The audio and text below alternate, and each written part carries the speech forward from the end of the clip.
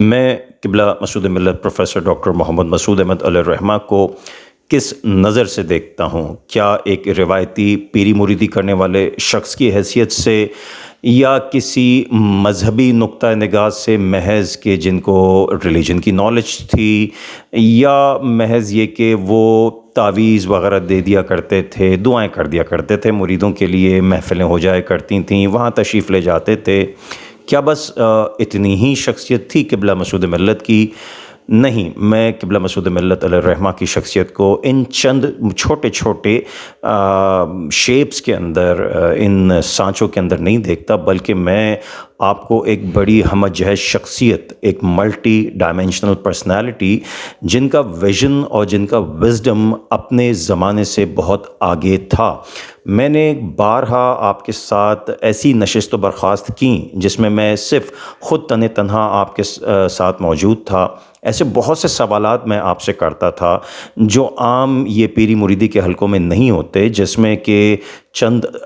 نشستیں میری ایسی بھی رہیں جس میں مجھے یہ موقع ملا کہ میں قبلہ مسعود ملت پروفیسر ڈاکٹر محمد مسعود احمد علیہ الرحمہ کی سیاسی بصیرت کو، پولیٹیکل وزڈم کو سمجھ سکوں۔ کیونکہ آپ اپنے آپ کو ہمیشہ، جب بھی میں نے دیکھا آپ کی جو روٹینز تھیں، اس میں آپ اخباروں کا مطالعہ کرتے تھے، جو کرنٹ نیوز ہوتی تھیں اس سے آپ بالکل ویل اویئر رہتے تھے، آپ ویل اپڈیٹڈ رہتے تھے۔ کوئی بھی شخص آ کے آپ سے کسی موضوع پہ بات کرتا جس کا تعلق اس زمانے کی سیاست سے ہوتا، آپ بڑے طریقے سے ان کو اس کی اونچ نیچ سمجھایا کرتے تھے۔ بلکہ میں تو ان چیزوں کا بھی چشمدید گواہ ہوں کہ اس زمانے میں موجود بڑی بڑی مذہبی سیاسی جماعتوں کے بڑے بڑے زعماء قبلہ مسعود ملت علیہ الرحمہ سے بڑی تنہائی اور خاموشی میں ملنے آتے تھے اور آپ سے مشاورت کرتے تھے اور آپ ان کی رہنمائی کیا کرتے تھے۔ مناسب نہیں ہے ان بڑے بڑے نامی گرامی لوگوں کا نام لینا، مگر آپ سمجھ سکتے ہیں کہ وہ زمانہ اور اس زمانے کے کون لوگ تھے جو قبلہ مسعود ملت علیہ الرحمہ کی مشاورت سے مستفیض ہوتے تھے۔ اور جب آپ نے وہ مشورے دیا کرتے تھے تو بڑے حیران کن طور پہ میں نے چہروں کے اوپر ایک رنگ آتا اور ایک رنگ جاتا دیکھا، اس لحاظ سے کہ بظاہر لوگوں نے یہ تصور کر رکھا تھا کہ قبلہ مسعود ملت تو ایک گوشہ نشین شخصیت ہیں، علمی شخصیت ہیں، تحقیق کرتے ہیں، کتابوں میں غرق رہتے ہیں اور کتابیں لکھتے رہتے ہیں، مذہبی اعتبار سے ایک خانوادہ ہے، خانقاہ ہے، پیر ہیں، مرید ہیں۔ مگر جب حضرت کی زبان سے ایسے مشورے نکلتے جو اس کرنٹ پولیٹکس کے اوپر آپ اپنے مشورہ دیتے، تو اور وہ بھی ایسے کہ جو آؤٹ آف دا باکس، جو کسی کے ذہن میں نہیں، وہ ایسا کوئی کلیہ بتا دیتے، ایسی کوئی ٹیکٹک ایکسپلین کر دیتے کہ سامنے والا جہاں پھنسا ہوا ہوتا تھا وہ حیران ہو کے حضرت قبلہ مسعود ملت علیہ الرحمہ کا چہرہ دیکھتا کہ حضرت کس طرح سے ساری چیزیں جانتے ہیں اور یہ بتا دیتے ہیں۔ تو یہی بات میں نے عرض کی، حضرت کا پولیٹیکل وزڈم بھی بلا کا تھا۔ چند بنیادی پرنسپلز، ڈیٹیلز میں نہیں جاؤں گا، بلکہ چند بنیادی پرنسپلز میں آپ کو ضرور بتا دیتا ہوں جو میں نے آپ کی نشست و برخاست سے، اپنی ذاتی نوعیت کی گفتگو سے جو حضرت کے پاس میں نے تخلیہ میں کی اور ان سے سمجھی، وہ میں چند گائیڈ لائنز اور چند پرنسپلز میں ضرور عرض کرتا ہوں۔ پہلا اصول جو قبلہ مسعود ملت علیہ الرحمہ نے دیا وہ یہ تھا، جو کہ آپ نے اپنی کتاب موج خیال میں بھی تحریر کیا ہوا ہے، کہ موجودہ دور کی سیاست ایک مکڑی کے جالے کی طرح ہے۔ یعنی یہ اتنی کوئی سمپل چیز نہیں ہے، یہ جیسے جالا ہوتا ہے مکڑی کا جس میں بہت کمپلیکیشنز ہوتی ہیں، ایک سرے سے دوسرے سرے تک جانے کے کئی راستے ہوتے ہیں۔ ٹریپ کا بھی ایک تشبیہ ہے کہ جیسے مکڑی جالا بنتی ہے کسی کو ٹریپ کرنے کے لیے، آج کے دور کی سیاست اسی طرح ہے۔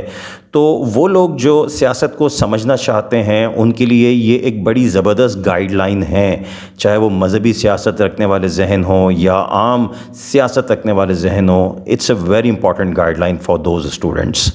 دوسرا ایک بڑا اہم اصول جو آپ نے سمجھایا تھا وہ یہ کہ گو کہ جذبات کی اپنی جگہ اہمیت ہے، کیونکہ جذبات ہی آپ کو حق اور باطل کے درمیان فرق کرنے میں معاون ثابت ہوتے ہیں، اور اگر آپ سچائی کی طرف کھڑے ہیں تو ظاہری بات ہے آپ کے اس کے ایموشنز ہوتے ہیں، جذبات ہوتے ہیں، مگر اگر وہ جذبات آپ کی عقل پہ اس قدر غالب آ گئے ہیں کہ آپ کی عقل معوف ہو گئی ہے، تو سمجھ لیں آپ کو بڑے آسانی سے کنٹرول کیا جا سکتا ہے، آپ کے جذبات سے کھیلا جا سکتا ہے، آپ کو بڑے آسانی سے کسی اور کی سیاسی مقاصد کو حاصل کرنے کے لیے آپ کے جذبات کو بھڑکا کر آپ کو اس کے لیے استعمال کیا جا سکتا ہے۔ یعنی آپ محض ایک کٹ پتلی بن کے دوسروں کے ہاتھوں میں دانستہ نادانستہ ٹریپ ہو کر ان کے آبجیکٹیو اچیو کرواتے ہیں، اور آپ اپنے اینڈ پہ یہ سمجھ رہے ہوتے ہیں کہ آپ تو بڑی خدمت کر رہے ہیں، آپ بڑی سیاست کر رہے ہیں، اور آپ بہت بڑے بڑے کوئی کام سر انجام دے دیں گے اور دین متین کو آپ کی سیاسی جدوجہد سے بڑا فائدہ ہو جائے گا، مگر آخر میں جا کے یہ واضح ہوتا ہے کہ یہ تو ٹریپ تھا اور کسی نے آپ کو استعمال کر کے اس سے کچھ اور مقاصد حاصل کر لیے۔ لہٰذا جذبات کو کنٹرول کرنا اور مکڑی کے جالے کو گہرائی سے سمجھنا یہ بھی بہت ضروری ہے آج کے زمانے میں۔ تیسرا اصول یہ بڑا کام کا تھا کہ آپ جو بھی اپنی پولیٹیکل جدوجہد کریں، سیاسی جدوجہد کریں، اس کے آبجیکٹیوز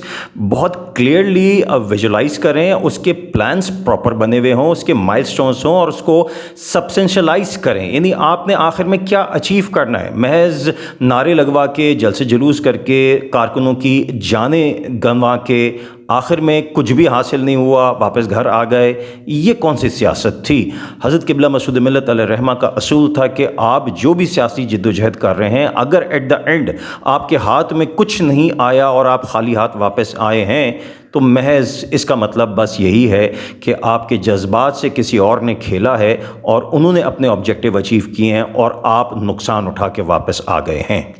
قبلہ مسعود ملت علیہ الرحمہ کے دیے ہوئے ان اصولوں پہ رکھتے ہوئے آپ آج کی سیاست کا تقابل کریں، آپ کو پتہ چلے گا، اندازہ ہو جائے گا کہ آج ہمارے ہاں جو سیاست ہو رہی ہے، چاہے وہ مذہبی سیاست ہو یا غیر مذہبی سیاست ہو، وہ کتنی لو لائنڈ، لو سرفیس، بہت ہی سطحی قسم کی ہے۔